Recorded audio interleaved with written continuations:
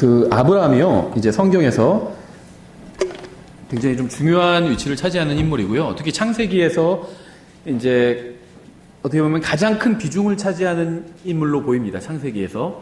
아브라함 다음으로는 아마 노아 정도를 들 수가 있겠죠. 그러니까 이제 그 아브라함이 갖는 어떤 의미와 또 이제 아브라함과 관련된 어떤 사건들을 봤을 때 이제 한 창세기에서 가장 이제 많은 분량을 차지하는 인물이라고 볼 수가 있습니다. 그래서 저희가 지금 아브라함에 관한 이제 두 번째 시간인데요. 저희가 아마도 분량도 그렇고 한 20번 가까이 볼 것 같아요. 아브라함에 대해서. 예, 오늘은 아브라함의 부르심에 관해서 살펴보도록 하겠습니다. 보통 이제 그 성경 공부, 공과 이런 거 보면 아브라함의 부르심 이런 식으로 나오거든요. 근데 사실 아브라함이 누굴 불렀다는 게 아니라 하나님께서 아브라함을 부르셨다는 거죠. 그래서 영어 표현을 그대로 오브를 그냥 의로 번역을 해서 그렇게 이제 좀 약간 오해 소지가 생기게 제목이 선정되는 것 같아요. 그래서 아브라함의 부르심인데요. 의미는 아브라함을 부르신 거죠. 하나님께서 아브라함을 부르신 겁니다. 그래서 저희가 창세기 12장 5절부터 9절까지 살펴보려고 하는데요. 먼저 그 관련된 구절을 좀 보면요. 그 창세기 12장 앞에 바로 있는 창세기 11장 31절과 32절에 아브라함의 부르심이 나오죠. 테라가 자기 아들 아브람과 하란의 아들 곧 자기 손자 롯과 자기 며느리 즉 아브라함의 아내 사레를 데려가니라. 그들이 그들과 함께 갈대아 사람들의 우르에서 떠나 가나안 땅에서 가려 하였으며 하란에 이르러 거기 거하니라. 데라의 생애는 205년이었으며 데라가 하란에서 죽으니라. 아브라함의 부르심이 맞긴 한데요. 아직은 좀 완전해 보이지 않죠. 가족들 다 함께 가고 있습니다. 또 사도행전 7장에도 아브라함의 부르심이 나옵니다. 사도행전 7장 2절부터 4절에 그가 이르되 사람들아 형제들아 아버지들아 귀를 기울이라. 그러니까 구원받은 사람들끼리 다 형제들이라고만 부른 건 아닌 것 같아요. 솔직히 보면. 그러니까 구원받은 사람들끼리 형제라고 부르는 게 잘못됐다는 얘기 아닙니다. 기본적으로 맞는데요. 아버지들아 또 이렇게 부르고 있죠. 이거는 아무래도 말하는 사람이 자기보다 연배가 높은 사람을 이런 식으로 부르는 것 같아요. 연배가 비슷하면 형제들아 부르고 높으시면 우리도 뭐 부치님, 모치님 이렇게 부르잖아요. 그런 표현인 것 같아요. 영어로 그냥 father입니다. 똑같아요. 부치님이란 표현이랑. 아버지들아 귀를 기울이라. 우리 조상 아브라함이 하란에 거하기 전 메소포타미아에 있을 때 영광의 하나님께서 그에게 나타나 그에게 이르시되 너는 내 고향과 친족을 떠나 내가 내게 보여줄 땅으로 들어가. 세 가지 말씀하신 거죠. 고향 떠나고요. 지역 말하는 거죠. 친족 떠나고요. 이게 사람들 말하는 거죠. 그 다음에 보여준 땅으로 가라는 것도 아니고 보여줄 땅으로 가라는 겁니다. 보지도 못했어요. 나중에 보여줄 거니까 일단 나오고 봐라. 이렇게 말씀하신 거죠. 하시니 이에 그가 갈대아 사람들의 땅에서 나와 하란에 거하였고 그의 아버지가 죽음에 그분께서 그를 거기에서 지금 너희가 거하고 있는 이 땅으로 옮기셨느니라. 이렇게 얘기하고 있습니다. 그래서 창세기 11장 또 12장 앞부분과 이제 관련 구절이죠. 하나님께서는 아브라함을 부르셔서 이제 세 가지 말씀하셨죠. 첫째는 고향 떠나라는 것이고, 둘째는 친족 떠나라는 것이고, 셋째는 이제 어디인지도 모르고 무엇이 있는지도 모르는 이제 땅으로 가라는 것이었습니다. 어디 있는지도 모르고 그 땅에 뭐가 있는지도 몰라요. 그 땅으로 가라는 것이었죠. 이 모든 말씀에 아브라함은 믿음으로 순종해야만 했습니다. 처음에는 다 그대로 순종하지는 못했죠.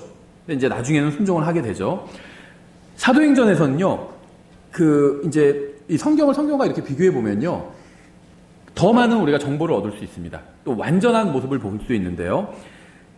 창세기에서는 그냥 하나님께서 아브라함을 만나신 것처럼 이렇게 나오는데, 사도행전에선 영광의 하나님께서 그에게 나타나셨다 이렇게 표현하고 있죠. 성경은 디모데전서와 사도행전을 비롯해서 많은 곳에서요, 아버지 하나님은 보이지 않는 분이라고 분명히 말씀하고 있습니다. 보이지 않는 분이니까 누구도 하나님을 볼 사람이 없어요. 사람 중에는 없다는 겁니다. 천사는 하나님을 대면하고 있죠. 근데 사람 중에는 본 사람이 없고요. 인간의 육신의 눈으로는 보이는 분이 아닙니다. 바로 하나님 아버지가 그렇다는 겁니다. 아버지 하나님이 그렇다는 거예요. 디모데전서 1장 17절에 나오죠. 이제 영원하신 왕 곧 죽지 아니하시고 보이지 아니하시고, 아버지 하나님 말하는 거예요. 홀로 지혜로우신 하나님께 존귀와 영광이 영원 뭉토록 있기를 원하노라. 아버지 하나님에 대해서는 보이지 않는다 이렇게 표현하고 있습니다. 하나님은 육신의 눈으로는 보이지 않는 분이에요. 하지만 하나님께서는 아브라함에게 나타나셨습니다. 나타났다는 건 보이게 나타났다는 거죠. 나타났는데 보이지 않았다. 그러면 그건 의미가 없어요. 예수님께서 인간의 몸으로 이 세상에 오셨을 때 비로소 사람들은 하나님을 눈으로 볼 수 있었습니다. 그러니까 하나님을 아버지를 보여달라니까 예수님께서 너희가 나를 봤는데 왜 보여달라고 하냐. 나를 본 자는 아버지를 본 것나 마찬가지다 이렇게 말씀하셨죠. 예수님이 아버지는 아닙니다. 아들이 아버지는 아니에요. 근데 마치 이것과 같죠. 하나님은 삼중적으로 존재하시는 분이고 우리가 삼일체라고 부르죠. 사람도 하나님의 형상대로 창조되었고요. 하나님의 형상대로 창조되었다는 건 삼중적인 존재로 창조되었다는 겁니다. 그래서 저의 몸이 있고요. 몸 안에 혼이 있고 또 그 안에 영이 있습니다.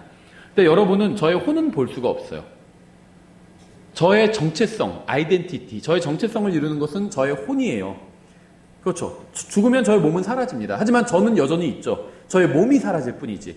그러니까 이 저의 몸은요, 저 자신은 어떤 면에선 아닐 수도 있습니다. 저의 정말 저 자신, 우리가 셀프라고 부르죠. 그 다음에는 심리학에선 자아라고 부르죠. 성경은 이걸 자기라고 불러요. 혼이라고 부릅니다. 혼. 여러분이 저의 몸을 보면요, 저를 본 거나 마찬가지입니다. 몸과 혼은 다르지만 본 거나 마찬가지예요. 그래서 예수님을 본 사람은 하나님을 본 것과 마찬가지입니다. 예수님이 어떻게 보면 하나님의 육체이기 때문에, 하나님의 성경적인 표현대로 한다면 하나님의 형상이시기 때문에 저의 형상을 본 사람은 저를 본 거죠. 저의 형상은 저의 모습을 하고 있으니까. 예수님은 하나님의 형상이에요. 예수님을 본 사람은 하나님을, 아버지를 본 겁니다. 그렇죠? 물론 성육신 전에는요, 주 예수 그리스도께서는 여러 번에 걸쳐서 이 세상에 나타나셨습니다. 구약 성경엔 예수님이 등장하지 않는다. 그건 아니에요. 구약 성경에도 예수님 등장해요. 다만 예수라는 이름은 등장하지 않죠. 아들 하나님께서 인간의 몸을 입고 오셨을 때 그분을 예수님이라고 부른 것뿐입니다. 인간의 몸으로 오신 하나님의 이름이 예수님인 거예요. 제가 여러 번 말씀을 드렸죠. 제가 한국에 살 때는 이웃이지만 미국에 갈 때는 다른 이름을, 영어 이름 만들어서 가는 사람들 있잖아요. 유학 가는 사람들이. 그러면 미국에선 저를 그렇게, 제가 제임스라고 영어 이름을 붙이면 미국에선 저는 제임스로 알려진 겁니다. 아들 하나님이었는데 인간 세상에선 예수라는 이름으로 알려진 거예요. 인간 이름인 거예요. 예수라는 게 하나님의 인간 이름이라고 보시면 됩니다. 그런데 인간의 몸을 입고 오신 건 2000년 전이죠. 신약 성경에서 그렇게 오신 거고요. 구약 성경에서도 인간의 몸이 아닌 다른 육체를 입고, 영광스러운 육체를 입고 나타나셨습니다. 이제 그런 게 여러 번에 걸쳐서 성경에 나오는데요. 예를 들면 출애굽기 3장에서 떨기나무, 불타는 떨기나무에서 모세에게 나타나신 분도 예수 그리스도예요. 아들 하나님입니다. 볼 수 있게 나타나신 거예요. 불타는 어떤 형상 가운데 볼 수 있게 나타나신 겁니다. 또 그 다니엘서에서 불타는 용광로에서 다니엘의 세 친구들에게도 나타나셨죠. 하나님의 아들 같은 이가 있었다고 하잖아요. 변개된 성경에는 신들의 아들이라고 되어 있거든요. 토르 뭐 그런 거 있잖아요. 신들의 아들. 그런 게 아니라 하나님의 아들로 나타나신 거예요. 하나님의 아들로 나타나셨습니다. 그것도 예수 그리스도였다는 거죠. 또 여호수아서에서는 군대 대장으로 나타나셨어요. 여호수아 앞에 나타나실 때 예수 그리스도입니다. 그래서 지난번에도 말씀드린 것처럼 성경에는 천사들이 나오는데요. 이 천사들은 섬기는 영들이에요. 그런데 천사들 중에 특별한 이름으로 불리는 천사가 있어요. 바로 주의 천사라는 이름으로 불리고 있는데 이 주의 천사는 천사가 아닙니다. 예수 그리스도를 말해요. 그래서 천사를 만났을 땐 경배하지 않습니다. 사람들이.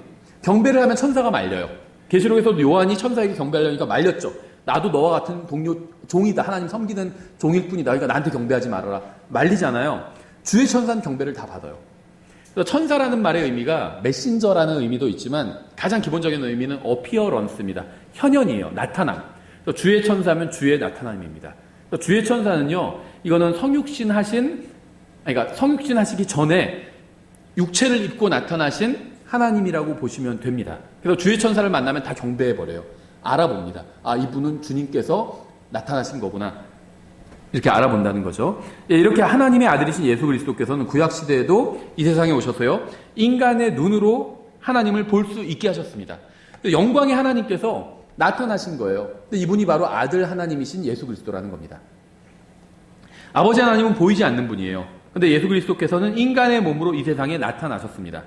하나님의 형상이신 예수님이 나타나셔서 보이지 않는 하나님을 보여주셨죠. 성경은 영광의 하나님께서 아브라함에게 나타나셨다 이렇게 말씀하고 있죠. 만일 아브라함이 분명히 영광의 하나님을 봤다면 그는 아들 하나님이신 예수 그리스도를 본 겁니다. 그래서 아브라함에 대해서 얘기하실 때 예수님께서 그가 나의 날 보기를 고대했다 막 이런 얘기를 하시잖아요. 그 나의 날을 보고 기뻐했다 이러잖아요. 이름이 예수님인지는 몰랐지만 아들 하나님을 본 거예요. 아브라함은. 그렇죠? 여기서 이 아브라함은요, 아들 하나님을 본 겁니다. 예수님은 훌륭한 사람도 아니고 성인도 아니고 종교의 창시자도 아니에요. 예수님은 누구냐? 한마디로 정의한다면 영광의 하나님입니다. 창조주 하나님이에요. 영광의 하나님이에요. 하나님이 인간의 눈에 보이게 나타났다면 그분은 아버지 하나님이나 성령 하나님이 아니라 언제나 아들 하나님인 예수 그리스도입니다. 구약이든 신약이든 상관없이 인간의 눈에 딱 보이게 나타났다 하나님이 예수님인 거예요. 항상 아들 하나님입니다. 그게 아들 하나님의 역할이에요. 아브라함 시대는요, 아직 성경이 기록되기 전이었습니다. 따라서 아브라함은 성경을 가지고 있지 않았고요, 성경 공부를 할 수도 없었겠죠. 하지만 하나님께서는 그에게 말씀을 하셨어요. 말씀을 주셨습니다. 성경은 믿음은 들음에 의해 오며 들음은 하나님의 말씀에 의해 오느니라 이렇게 말씀하고 있죠. 예수님이 하나님의 말씀이라고 부르죠. 아브라함은 하나님의 말씀을 들었어요. 영광의 하나님을 만나서 그분께 말씀을 들었습니다. 그리고 그 말씀을 믿음으로 붙들었죠. 그래서 아브라함에게는 성경이 없었지만 그는 하나님을 만나서 하나님의 말씀을 직접 들었습니다. 하나님께서는 아브라함에게 고향을 떠나라고 말씀하셨어요. 아브라함은 왜 고향을 떠나야 하는지 묻지 않았어요. 이게 믿음이에요. 이게 순종이고. 명령을 하면은 왜요? 왜 그렇게 해야 되는데요? 이렇게 묻지 않잖아요. 군대에서. 하라면 하는 거예요. 그냥. 눈이 잔뜩 와서 운동장에 연병장에 잔뜩 쌓여있으면 치우라면 치우는 겁니다. 치우면 어떻게 되죠? 다시 눈 와요. 그럼 거기다가 다시 눈 올 건데 못하러 치워 이렇게 얘기할 수가 없어요. 그냥 치우라면 치우는 겁니다. 아브라함은 묻지 않았어요. 생각해보세요. 고향을 떠나라고 하는데 이게 쉬운 일이 아니잖아요. 지금 같은 시대가 아니거든요. 과거 시대는 굉장히 정적인 시대였어요. 고향 잘 안 떠났다는 거죠. 고향을 떠나라고 말씀하셨는데 묻지 않으셨어요. 주님께서도 이유를 말씀해 주지 않으셨습니다. 그는 하나님의 말씀을 믿고 그냥 고향을 떠났습니다. 떠나라고 하니까 떠난 겁니다. 이게 믿음이 있고 이게 순종인 거예요. 하나님께서는 친족도 떠나라고 하셨어요. 처음엔 그러지 않았지만 나중엔 친족도 떠났죠. 그렇죠? 하나님께서는 나중에 보여줄 땅으로 가라고 말씀하셨습니다. 이 친족이란 건요, 나의 직계 가족 외에는 다 친족인 거죠. 내가 결혼하면은 새로운 가정을 꾸리게 되잖아요. 그럼 나의 아내, 아이가 생기면 아이, 이게 가정이에요. 그리고 아버지, 조카, 다 친족인 겁니다. 그렇죠? 아브라함은 결혼을 한 사람이었죠. 아내가 있었어요. 자식이 없었을 뿐이지. 그래서 아버지와 조카는 다 친족입니다. 같이 사니까 가족은 아닌 거죠. 친족인 거예요. 하나님께서 나중에 보여줄 땅으로 가라고 하셨습니다. 그는 하나님의 말씀을 믿고 아직 보지도 못한 땅으로 떠나갔습니다. 아브라함은 믿음의 사람이었어요. 많은 부분에서 우리에게 좋은 본을 보여주고 있는데요. 정말 다행인 점이 뭐냐면 어떤 슈퍼맨이 아니었다는 겁니다. 우리처럼 평범한 사람이었다는 거예요. 우리에게는 없는 특별한 능력이 아브라함에게만 있었던 것도 아니었습니다. 우리가 똑같은 사람이었지만 단순한 마음으로 하나님의 말씀을 믿었습니다. 처음에 아브라함은 하나님의 말씀대로 고향을 떠나긴 했지만 아버지와 조카를 데리고 떠났죠. 친족과 함께 떠났습니다. 친족을 떠나라고 했는데 그 말씀에 순종하지 못했던 거죠. 고향을 떠나면서 아버지를 모시고 조카를 데리고 가는 것은 인간적으로는 이해할 만한 일이고요. 어떻게 보면 훌륭한 일이라고 볼 수도 있어요. 그렇죠? 그렇지만 하나님의 말씀대로 행한 것은 아니었습니다.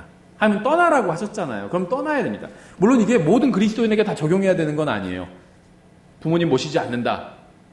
성경적으로 보면 모실 수 없다. 이런 건 아니죠. 모실 수 있기도 하고 없기도 합니다. 그건 나중에 기회가 될 때 좀 더 자세히 말씀드리고요. 모시는 게 비성경적이다. 이렇게 주장하는 사람도 있어요. 모실 수도 있어요. 안 모실 수도 있고요. 그거는 이제 상황에 따라서 좀 다를 수 있다는 겁니다. 성경에서 그런 얘기를 하고 있는 것은 아니라는 거예요. 모실 수 있습니다. 예수님께서도 십자가에서 돌아가실 때 자기 어머니를 의탁했잖아요. 요한한테. 모시라고 하니까 요한이 모셨잖아요. 자기 어머니라고 여기고. 모실 수도 있는 거예요. 못 모실 수도 있는 거고요. 예, 어쨌든지 간에 아버지를 모시고요. 조카까지 데리고 간 것. 이거는 인간적으로 보면 훌륭한 일이에요. 그렇죠? 누가 조카 다 키워줬대. 그러면 아유 나쁜 사람이네. 이렇게 안 하잖아요. 훌륭한 사람이다. 조카까지 다 키워줬고 훌륭한 사람이다. 그러기 쉽지 않은데. 조카 키워주는 거 쉬운 일이 아니거든요. 자기 자식 키울 때도 화가 날 때가 있는데 조카는 어쨌든 자기 자식은 아니잖아요. 자기 형제의 자식이지. 쉬운 일은 아니에요. 조카까지 같이 데리고 왔습니다. 인간적으로는 아주 훌륭한 걸로 보여요. 근데 이제 하나님께서는 아브라함에게 그렇게 하지 말라고 하셨잖아요. 모든 그리스도인에게 그런 명령 주신 건 아닙니다. 조카 키우는 게 잘못됐다. 이걸 막 적용해서 그렇게 하면 성경 엉터리로 적용하는 거예요. 아브라함에게만 그렇게 얘기하신 겁니다. 다 떠나라고 친족을. 영광의 하나님께서는요 그에게 친족과 함께 고향을 떠나라고 말씀하신 적이 없지요. 주님께서는 그가 주님의 말씀대로 고향과 친족을 떠나서 약속하신 땅으로 가기를 원하셨습니다. 말씀 그대로 하기를 원하셨어요. 성경에서 말씀하시는 믿음은 항상 하나님의 말씀대로 하는 게 믿음이라고 정말 많이 말씀드렸죠. 자기가 원하는 거, 바라는 대로 하는 건 믿음이 아니에요. 잘못된 교회에서 그렇게 가르치죠. 그렇게 될 줄로 믿습니다 하고 자기가 여러분이 다 부자가 될 줄로 믿습니다. 병이 나을 줄로 믿습니다. 병이 낫지 않는 게 하나님의 뜻이면 어떡할 거예요? 병이 나을 줄로 믿습니다. 그건 믿음이 아니에요. 불신이지. 성경에 없는 걸 믿는 거는 불신입니다. 그렇잖아요. 부처님을 믿습니다 하면 그게 믿음이 아니잖아요. 그건 불신이잖아요, 오히려. 성경에 없는 거, 하나님의 말씀이 아닌 거, 하나님이 아닌 거, 다른 걸 믿는 거는 불신입니다. 우리는 그래서 주님께서 보시기에 선하고 허락하신다면 이 병을 낫게 해주십시오. 이렇게 기도하는 거예요. 성경에는 내 병이 날지, 내 친구의, 내 가족의 병이 날지 안 날지 기록되어 있지 않잖아요. 몰라요, 그건. 하나님의 뜻이 뭔지 모릅니다. 그러니까 하나님의 뜻이라면 낫게 해달라고 이렇게 기도하는 거죠. 반대로 하나님의 뜻이라면 데려가세요. 이렇게 기도하는 건 좋은 기도는 아니죠. 낫게 해달라고 기도한 거예요. 무조건 낫게 해달라고. 하나님의 뜻이라면. 그렇죠. 하지만 아니더라도 내가 받아들이겠다는 거죠. 하나님의 뜻이라면 다. 그게 믿음인 거예요. 아무리 좋은 의도로 했다 하더라도 말씀대로 하지 않은 것은 믿음이 아니에요. 불쌍해 보여서. 아브라함이 그렇게 얘기할 수도 있겠죠. 조카가 아직 어린데 불쌍해 보여서 제가 데리고 갔어요. 핑계가 안 된다는 겁니다. 그건 믿음이 아니에요. 아브라함은 부분적으로 순종했습니다. 하지만 부분적인 순종은 순종이 아니에요. 그렇죠. 부분적인 순종은 자기 의에 지나지 않습니다. 부분적인 순종은 뭔지 아세요? 내가 하나님보다 더 똑똑하다는 거예요. 중대장님이 이렇게 명령하셨지만 제가 봤을 때 그건 아닌 것 같아서 중대장님 명령을 좀 제가 융합해서 이런 식으로 했습니다. 이렇게 하면 그건 명령 불복종한 거예요. 자기가 더 똑똑하다고, 자기가 더 의롭다는 겁니다. 전적인 순종만이 순종이에요. 여호수아서 24장 2절 이렇게 되어 있습니다. 여호수아가 온 백성에게 이르되 주 이스라엘의 하나님께서 이같이 말씀하시기를 옛날에 너희 조상들 곧 아브라함의 아버지이자 나홀의 아버지인 데라가 강 저편에 거하여며 다른 신들을 섬겼으나. 아브라함한테는 말씀 안 하셨지만 왜 고향과 친족을 떠나라고 하신지 이제 이유가 서서히 드러나고 있는 거죠. 아브라함과 그의 아버지와 할아버지는요 원래 다른 신들을 섬기던 사람들이었습니다. 하나님께서는 아브라함에게 나타나셔서 다른 신을 섬기는 아버지와 할아버지를 미워해라 이렇게 말씀하지 않으셨어요. 다른 신들을 섬기는 아버지를 학대하라고 말씀하지도 않으셨습니다. 다른 신을 섬기는 할아버지에게 반기를 들어라 이렇게 말씀하지도 않으셨어요. 하나님께서 아브라함에게 나타나셔서 참된 신인 하나님과 우상 중에서 하나를 선택하라 이렇게 말씀하신 겁니다. 하나님과 자신의 아버지 중에 하나를 선택하게 하신 거예요. 참된 하나님께 경배를 드리든지 아니면 아버지와 함께 헛된 우상을 섬기는 것에 계속 남아있을지 하나를 선택하라는 것이었습니다. 신약성경은 구원받지 못한 부모에게 무례하게 대하고 불친절하게 대하고 증오해라 이렇게 말씀하신 적이 단 한 번도 없어요. 다만 부모님으로 인해서 참된 하나님을 섬길 수 없다는 핑계를 댈 수 있다고도 말씀하지 않았습니다. 그러니까 부모님이 불신자기 때문에 제가 주님을 믿고 신앙생활하는 건 어려워요. 이렇게 핑계대지 말라는 거예요. 반대로 부모님이 불신자니까 부모님에게 함부로 대해라. 이렇게 말씀하신 적도 없다는 겁니다. 불신자건 신자건 그냥 부모님은 공경하라고 말씀하고 있어요. 하지만 부모님 핑계를 대면서 내가 신앙생활을 할 수 없다. 주님을 섬기지 못합니다. 부모님 때문에. 이렇게는 하지 말라는 겁니다. 다만 이제 미성년자는 다르죠. 부모님의 보호를 받고 있는 사람은 달라요. 그렇죠. 누가 교회에 나오는데 부모님이 예를 들면 중학생이 교회에 나오는데 부모님이 극도로 반대한다. 그러면 부모님 말씀을 따르라고 얘기할 것 같아요. 저 같으면. 이게 성경에 정해져 있지는 않지만 그게 옳다는 생각이 들어요. 근데 성인이다. 30살, 40살인데 우리 엄마가 교회 나가면 뭐라고 하세요. 이건 핑계라는 거죠. 그렇죠. 아이가 아니잖아요. 아이들은 칠드르는 부모님께 순종해야 되는데 30살, 40살 먹은 사람은 아이가 아니에요. 성인입니다. 자기가 결정해서 나와야 돼요. 어머니께 말씀드리고. 어머니가 싫어하시지만 제가 그래도 하나님을 섬기는 게 옳기 때문에 경배만 드리고 오겠습니다. 이렇게라도 하고 와서 나와야죠. 그렇죠? 여기서 믿지 않는 부모에게 무례하게 대하거나 대적할 필요는 없지만 그렇다고 해서 부모가 섬기는 신에게 부모와 함께 경배하기 위해서 참된 하나님을 따르지 않는 것은 어리석은 일이라는 거죠. 저 하나님 믿고 싶은데 우리 집은 대대로 불교라서요. 제가 부모님 돌아가실 때까지만 부처님 섬기다가 나중에 돌아가시면 와서 하나님 섬길게요. 이렇게 하는 건 어리석은 일이라는 겁니다. 우리는 하나님과 다른 무엇 사이에 하나를 선택해야 하는 상황에서는 항상 하나님을 선택해야 된다는 거예요. 친척과 잘 지내는 것과 하나님을 섬기는 것이 충돌하지 않으면 문제가 없는데 충돌한다면 하나님을 섬기는 것을 선택해야 된다는 겁니다. 그렇죠? 하나님께서는 아버지와 관계를 완전히 끊으라고 아브라함에게 말씀하신 적이 없습니다. 하나님께서는 아브라함에게 그의 아버지의 종교와 관계를 끊으라고 말씀하신 거예요. 아브라함이 계속 아버지 집에 거하는 동안에는 아버지의 우상으로부터 자유로워질 수가 없어요. 마을이 다 우상 숭배하는 곳이에요. 거기는 대대로 아버지도 우상 숭배하시는 분이고 거기서 계속 살면요 끌려갈 수밖에 없다는 겁니다. 그래서 나오라고 말씀하신 거예요. 하나님께서는. 그래서 주님께서는 그에게 참된 하나님을 섬기는데 방해가 된다면 고향을 떠날 뿐 아니라 이 세상에서 가장 사랑하는 사람들로부터 친족으로부터도 떠나야 한다고 말씀하신 겁니다. 대가를 치러야 된다는 거예요. 우리는 그리스도인으로서 하나님과 세상 중에 하나를 선택하며 살아가고 있습니다. 매 순간마다. 우리는 오늘날 대부분의 그리스도인들은요 이런 걸 싫어해요. 하나님도 좋지만 세상도 좋아합니다. 하나님을 믿고는 싶지만 믿음을 위해 세상을 포기하고 싶어 하지는 않아요. 그저 적당히 타협한 어떤 미지근한 거 이런 거 선택하고 싶어 한다는 거죠. 아브라함은 고향을 떠나야만 했습니다. 왜냐하면 그의 고향은 우상을 숭배하는 곳이었기 때문이었어요. 우리도 구원받은 이후에 이전에 즐기던 것들을 떠나야만 합니다. 어쩌면 아브라함처럼 살던 곳을 떠나야 될 수도 있어요. 하나님을 섬기기 위해서는 대가를 치러야 됩니다. 성경대로 살기 위해서는요 대가를 치러야 돼요. 나 아무런 대가를 치르는 것 같지 않다. 그러면요 한번 점검해 보세요. 내가 성경대로 말씀대로 살고 있나. 구원받기 전에 즐기던 것, 주님께서 싫어하시던 것 이런 거 버려야 됩니다. 그게 대가를 치르는 거예요. 하나님의 부르심에 응답한 사람은요 아브라함처럼 하나님께서 떠나라고 하신 것으로부터 떠나야 됩니다. 분명히 그런 게 있어요. 이게 각자마다 다를 수 있어요. 이것으로부터 떠나라 이렇게 말씀하신 게 있을 겁니다. 그것으로부터 떠나야 됩니다. 우리는 때로는 단순히 어떤 것들로부터 떠나야 되는 것이 아니라 아브라함처럼 사랑하는 사람들로부터 떠나야 되는 경우도 있어요. 정말 친했던 친구인데 나를 자꾸 하나님과 반대 방향으로 이끈다면 떠나야 될 수밖에 없을 수도 있다는 거죠. 우상숭배는 하나님이 아닌 다른 무엇인가 누군가를 첫째 자리에 두는 게 우상숭배입니다. 그래서 탐심은 우상숭배라는 공식이 성립하는 거예요. 형상 앞에서 절하는 것만 우상숭배가 아니라 첫째 자리에 하나님이 아닌 다른 것을 둔다면 다 우상숭배인 겁니다. 기독교인 중에서 우상숭배자 많아요. 독립침례교회 다니는 사람들 중에서도요 우상숭배자들 아주 많습니다. 하나님이 아닌 다른 자기 부인일 수도 있고요. 자기 자식일 수도 있고요. 교회 선택은 부모가 해야 돼요. 부모가 하나님의 자녀는 왜냐하면 부모가 가르치는 거거든요. 자기가 하나님 말씀을 교회에서 배워서요 자녀한테 가르쳐야 되는 거예요. 자기가 하나님 말씀을 잘 배울 수 있는 교회를 선택해야 됩니다. 근데 여기 아이들 프로그램이 없어서요. 저쪽 교회는 개혁성경 쓰긴 하지만 아이들 프로그램이 너무 좋거든요. 그래서 옮긴다는 거예요. 어리석은 거예요. 자녀가 우상인 겁니다. 자녀가 우상인 거예요. 아브라함 나중에 어떻게 되는 줄 아세요?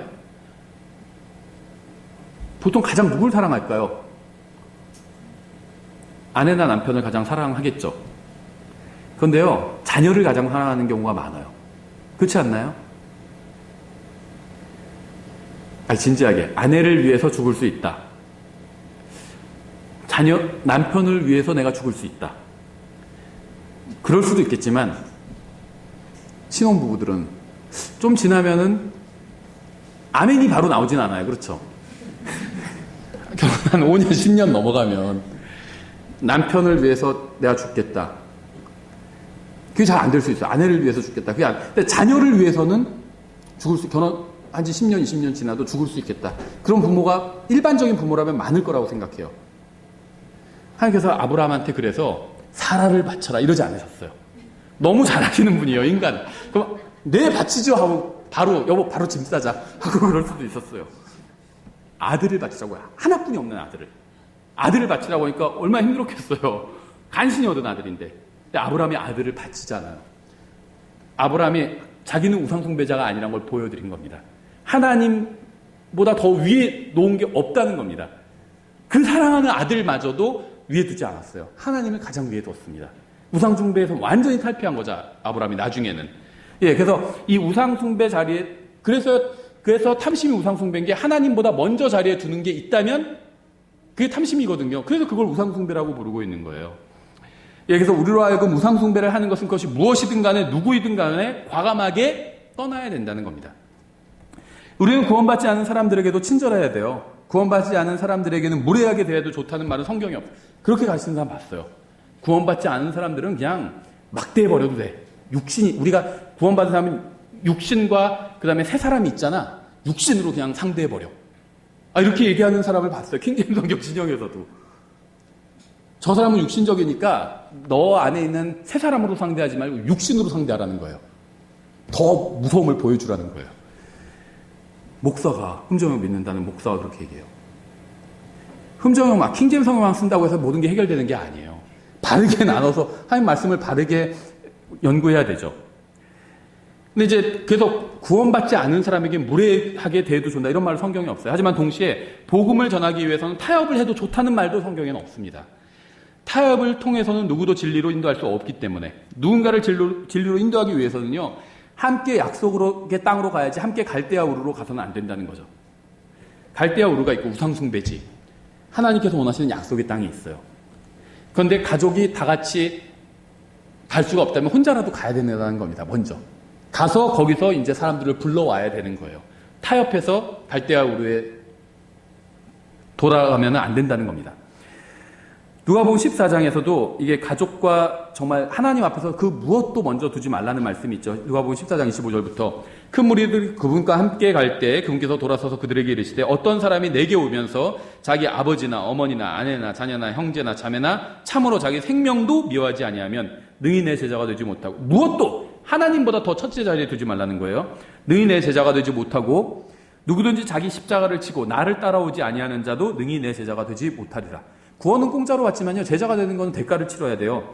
너희 중에 누가 망대를 세우려 할 때 자기가 가진 것이 그것을 완성하기에 충분한지 먼저 앉아서 그 비용을 계산하지 아니하겠느냐. 그렇게 하지 아니하며 그가 기초만 놓은 채 그것을 완성하지 못하면 그것을 보는 모든 자가 그를 조롱하기 시작하여 이르되 이 사람이 세우는 일을 시작하고 완성하지는 못하였다 하더라. 또는 어떤 왕이 다른 왕과 전쟁을 하려 할 때 자기를 치려고 2만 명을 거느리고 오는 자를 자기가 10,000명으로 당해낼 수 있을지 먼저 앉아서 곰곰이 생각해보지 아니하겠느냐.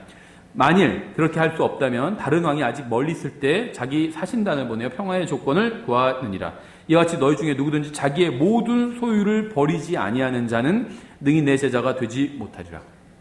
주님보다 먼저 자리에 두지 말라는 겁니다. 그 무엇이라도.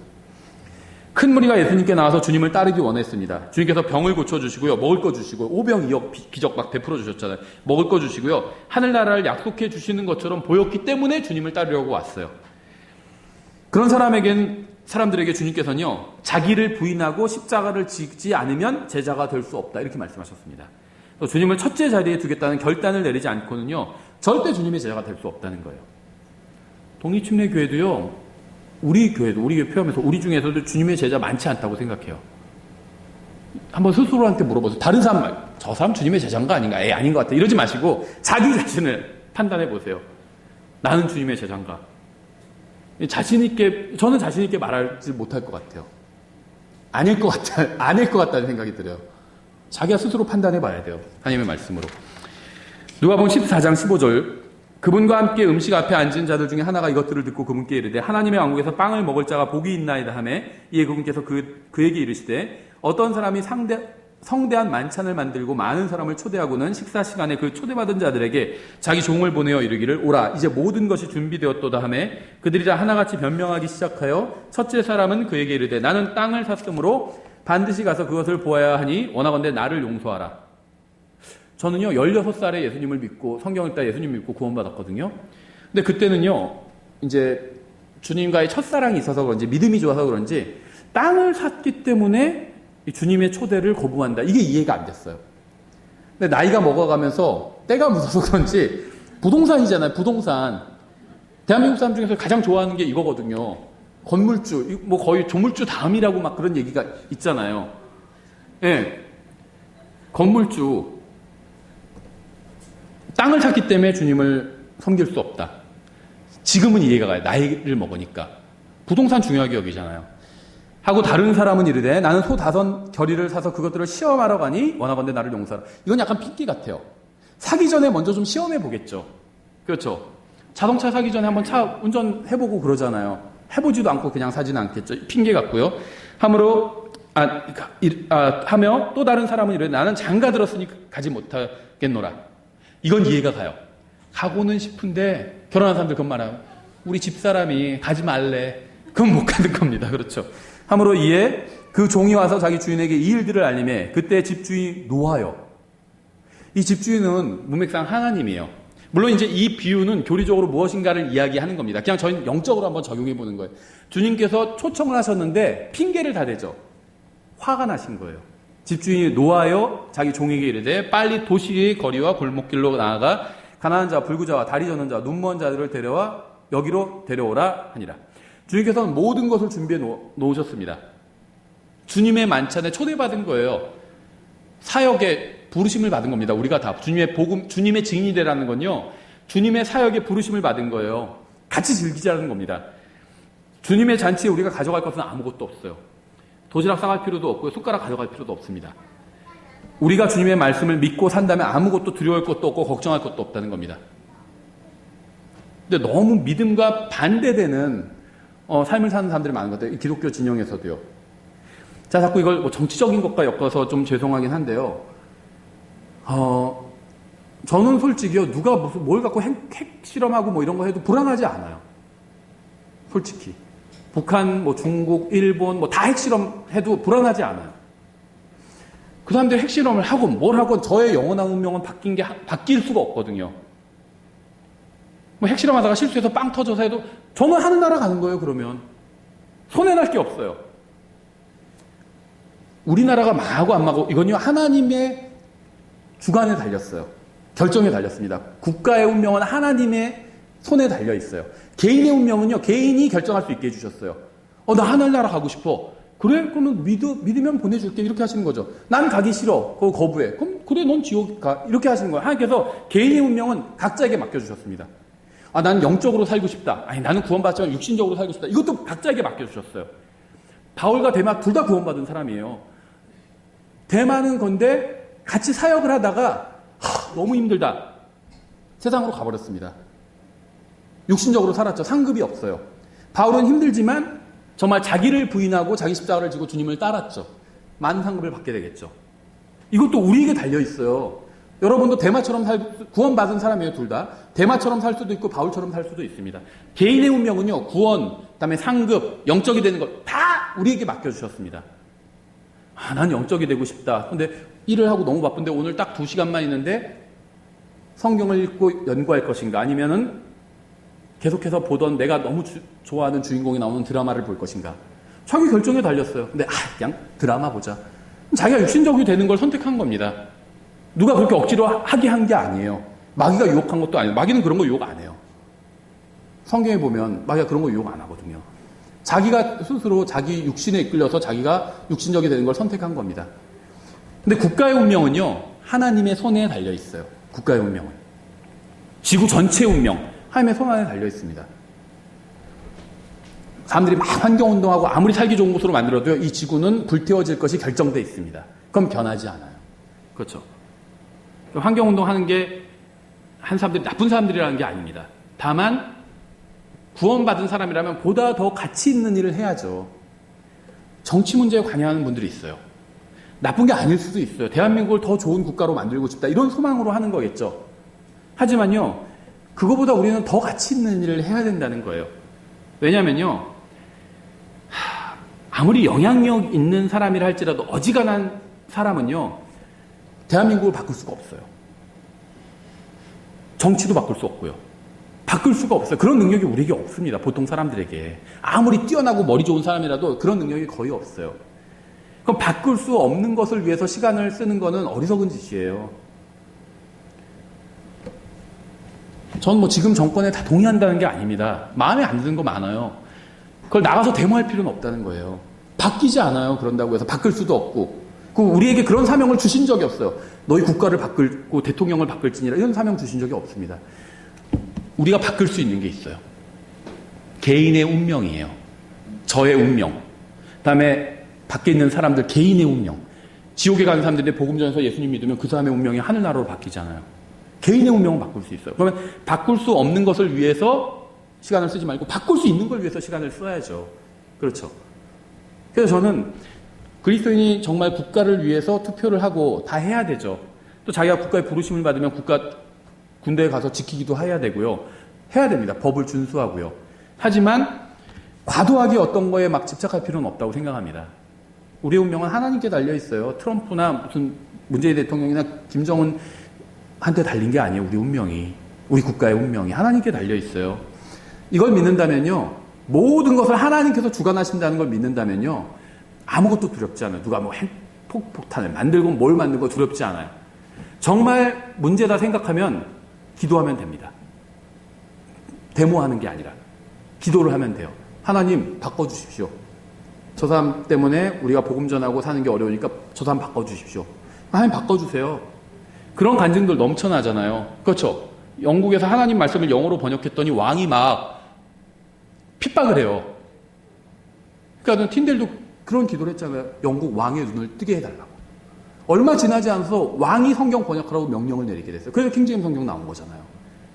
그래서 기도에 응답해 주시면요. 그런 역사가 일어나는 거예요. 국가에서 성경 번역자를 박해하다가 확 바뀌니까 갑자기 국가에서 막 장려를 해요. 돈 대주고 성경 번역하라고 돈 대주고. 얼마나 대단해요 그게. 기도에서 바뀐 거예요. 그게 기도에서. 영국 왕의 눈을 뜨게 해달라고. 옛날에 존 낙스가 그런 기도를 했대잖아요. 제임스 낙스 말고 옛날에 종교개혁자 존 낙스가 스코틀랜드의 종교개혁자거든요. 그 다음 누가 옆에 지나가다 그 사람이 기도하는 걸 들었는데 아주 겸손하게 그렇게 기도했대요. 하나님 저에게 스코틀랜드를 주십시오. 이렇게 기도했대요.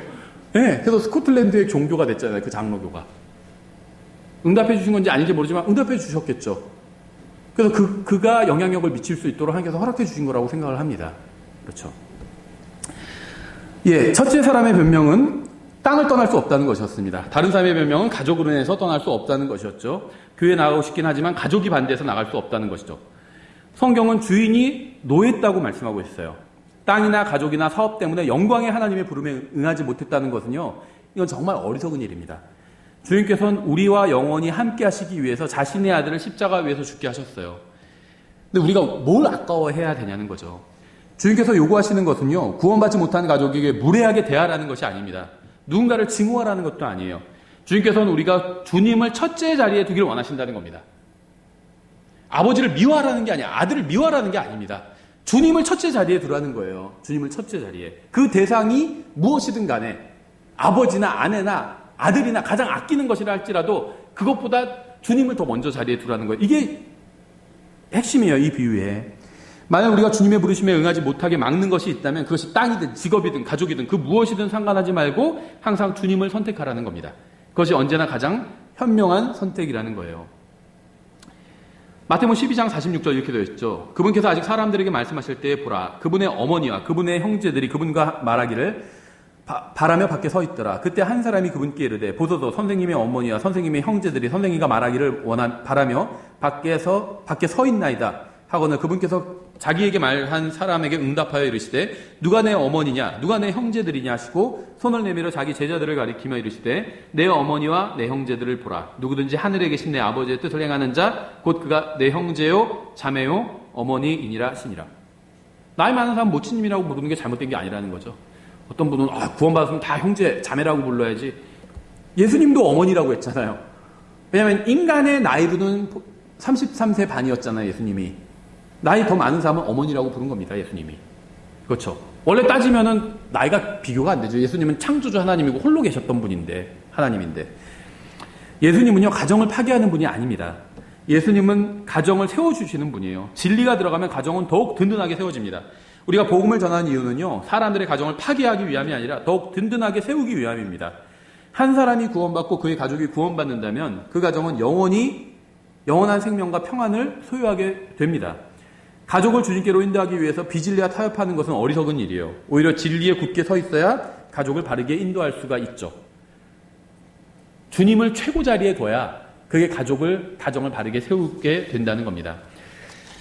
레위기 10장에도요, 아주 뜻깊은 사건이 나오는데 10장 1절부터 7절에 아론의 아들 나답과 아비후가 각각 자기 향로를 가져다가 그 안에 불을 담고 그 위에 향을 놓되 주께서 그들에게 드리라고 명령하지 아니한 이상한 불을 그분 앞에 드렸다. 자기 마음대로 섬기는 거죠. 불이 주로부터 나와 그들을 삼킴에 그들이 주 앞에서 죽으니라. 이에 모세가 아론에게 이르되 주께서 말씀하신 것이 이러하니라. 이르시기를 내게 가까이 오는 자들 가운데서 내가 거룩히 구분되며 온 백성 앞에서 영광을 얻으리라 하셨느니라 하매 아론이 잠잠하니라.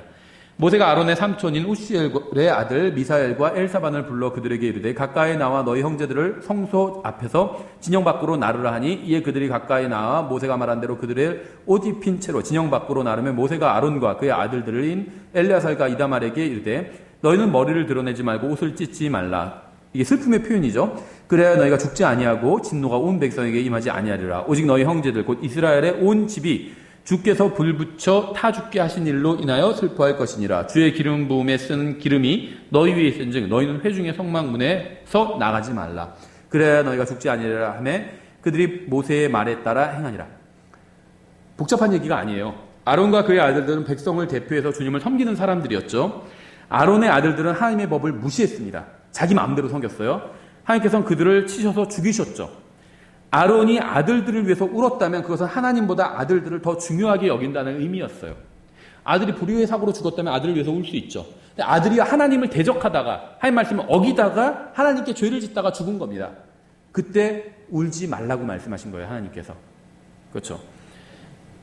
주님께서 아들을 죽이신 거기 때문에 처벌하신 거기 때문에 울지 말라는 겁니다. 그래서 주님께서는 아론에게 아들들을 위해서 울지 말라고 말씀하신 거예요. 아론은 아들들이 아닌 주님을 선택해야만 했습니다. 왜냐하면 그는 주님께 부름받은 사람이었기 때문에. 부름받은 사람은요, 주님을 선택해야 된다는 거예요. 때로는 자식보다도 주님을 선택한 겁니다. 다시 이제 창세기 12장으로 돌아와서 4절에 이처럼 아브라함이 주께서 자기에게 말씀하신 대로 떠나갔고 롯도 그와 함께 갔으며 아브라함이 하란을 떠날 때 75세였더라. 아브라함이 자기 아내 사레와 자기 조카 롯과 하란에서 그들이 모은 그들의 모든 소유와 또 그들이 얻은 혼들을 데리고 가니라. 그들이 가나안 땅으로 들어가려고 나아가 가나안 땅에 들어가니라. 사람을 얘기할 때 구약 성경에서 혼들이라고 이렇게 표현하는 경우가 있는데요. 왜 그러냐면요. 구약 성경에서는 다시 태어나기 전에 영이 거듭나기 전에는요. 혼과 몸과 영이 다 붙어 있었던 것으로 보입니다. 그래서 예를 들면 죽은 사체를 만지면 혼이 더러워진다고 표현하고 있거든요. 왜 그럴까요? 혼과 몸이 붙어있기 때문에 몸으로 더러운 걸 만지면 몸도 더러워지고 붙어있는 혼도 더러워지는 겁니다. 거짓말을 하면 거짓말쟁이가 되는 거예요. 근데 다시 태어난 사람은요. 몸과 혼과 영이 떨어지게 되는 겁니다. 그래서 몸으로 죄를 저어도 혼에 영향을 미치지 않는 거예요. 살인을 하면 몸으로 죄를 지은 거죠. 그럼 혼이 살인자가 됩니다. 근데 구원받은 사람은요. 살인을 해도 세상에선 살인자죠. 그 감옥에 가야 되죠. 근데 하나님 앞에서는 살인자가 아니에요. 그 죄값도 예수님께서 십자가 위에서 갚아주셨기 때문에. 그래서 지옥에 가지 않는 겁니다. 살인을 해도 구원받은 사람은. 하지만 이 세상에서는 벌을 받아야죠. 뿌린 대로 거두는 게 이 세상에서의 하나님의 법칙이기 때문에 자기가 도둑질했으면 감옥에 가는 게 하나님의 뜻입니다. 하나님께 막 감옥에 가지 않게 해주세요. 막 내가 살인을 했지만은 그 경찰들의 눈을 가려주셔서 증거를 보지 못하게 해주십시오. 이렇게 기도하는 건 하나님의 뜻이 아니에요. 어떤 실수라든지 하여튼 뭐 살인을 했다면은 자기가 자수하는 게 하나님의 뜻입니다. 그 법대로 형량 받고 감옥에서 사는 게 그게 하나님의 뜻이에요. 그렇죠? 예. 그래서 이제 혼이라고 부르고 있어요. 구약 성경에서는 사람을 그냥 혼이라고 부르는 경우가 그래서 많아요. 예. 아브라함은 이제 모든 것을 가지고 주님께서 말씀하신 가나안 땅으로 들어갔습니다. 6절에 아브라함이 그 땅을 통과하여 세겜이라는 곳에 들어가 모래 평야에 이르렀는데 그때 가나안 족속이 그 땅에 있더라. 뭐가 있는지도 모르고 하나님께서 가라고 하셔서 갔는데 보니까 가나안 사람들이 있었던 거죠. 예, 아브라함은 주님의 말씀대로 가나안에 들어갔는데 그곳에는 가나안 족속들이 기다리고 있었습니다. 그런데 이 가나안 족속은 다 죽었어요. 없습니다. 지금. 팔레스타인 땅이 유대인들이 원래 거기 살던 사람들을 지금 밀어내고 지금 살고 있고 지금 밀려난 사람들은 원래 그 땅의 주인인데 밀려나고 이건 아니라는 거예요. 유대인들도 거기 원래 원주민은 아니죠. 원래 가나안 족속이 원래 원주민이에요. 유대인들도 원주민은 아니었죠. 오래전에 그 땅을 차지한 거지. 지금 팔레스타인에서 막 유대인들과 싸우고 있는 사람들도 거기 원주민 아니에요. 그 사람들도 관계없는 사람들입니다. 그냥 유대인들과 싸우고 있을 뿐인데요. 근데 유대인들이 그 국가를 세울 때 그 사람들 다 끌어안으려고 했어요.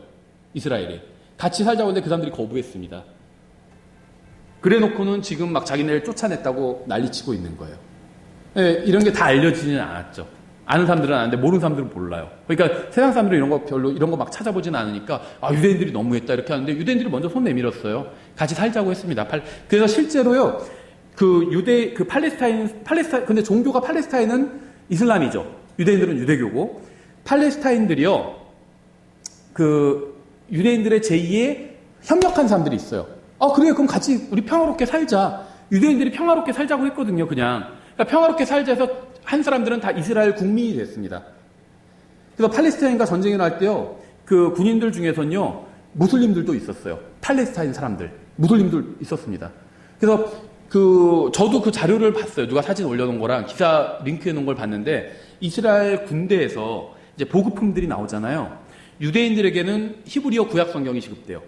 유대인 병사들에겐 무슬림 병사들, 이스라엘에 무슬림 병사들이 있어요. 무슬림 병사들에겐 꾸란이 지급된다고 합니다. 함께 살 수 있게 해줬다는 거예요. 그걸 거부하고 이스라엘과 막 싸우고 있다는 겁니다. 일부 팔레스타인 사람들이. 예, 어쨌든지 간에 그 가나안 족속들이 있었죠. 원래 원주민들. 약속의 땅에 들어간 후에도 여전히 싸워야 될 대상이 있음을 이게 보여주고 있는 겁니다. 구원받으면 모든 것이 끝나지 않아요. 구원받은 이후에 진짜 영적 싸움이 시작됩니다. 그렇죠. 7절, 주께서 아브라함에게 나타나 이르시되 내가 이 땅을 내 씨에게 주리라 하셨으므로 그가 자기에게 나타나신 주께 거기에 제단을 쌓고. 우리 이 말씀을 통해서 여러 가지 교훈을 얻을 수 있는데요. 주님께서는 아브라함에게 나타나셔서 말씀을 주셨습니다. 아브라함이 이 말씀에 순종하기 전에는 주님께서 다시 나타나지 않으시는 게 나와요. 말씀에 순종하고 나서야 주님께서 다시 나타나십니다. 하나님께서 아브라함에게 하신 말씀들이 있잖아요. 근데 이 말씀들에 처음부터 다 순종했던 건 아니거든요. 친족을 떠나라고 했는데 아버지도 같이 나오고 조카도 같이 데려 나왔잖아요. 하나님께서 다시 나타나지 않으셨다는 거예요, 아브라함에게. 나중에 다 순종하고 나서야 다시 나타나셨다는 겁니다. 왜 성경을 읽어도 아무 느낌이 없는지 아세요? 아마 이런 분들이 있을 거예요. 이 성경 공부 들으시는 분 중에는 신앙생활이 무미건조하다. 성경도 같이 읽자고 해서 읽고 그런데 별로 느낌이 없어. 오는 게 없어, 뭔가가. 왜 신앙생활이 무미건조한 것처럼 보이는지 아세요? 하나님께서 하신 말씀에 순종하지 않았기 때문일 확률이 높습니다. 주님께서는 이미 주신 말씀에 순종하기 전에는요, 다른 말씀을 주지 않으십니다. 왜 주지 않으실까요? 어차피 또 순종하지 않을 건데 줘서 뭐예요? 이미 하라고 하신 말씀인데 그걸 안 해요. 그럼 다른 말씀을 주실 필요가 없죠. 그것도 하지 않을 건데. 이미 주신 빛에 반응하지 않는다면 다른 빛을 비춰주실 필요가 없죠.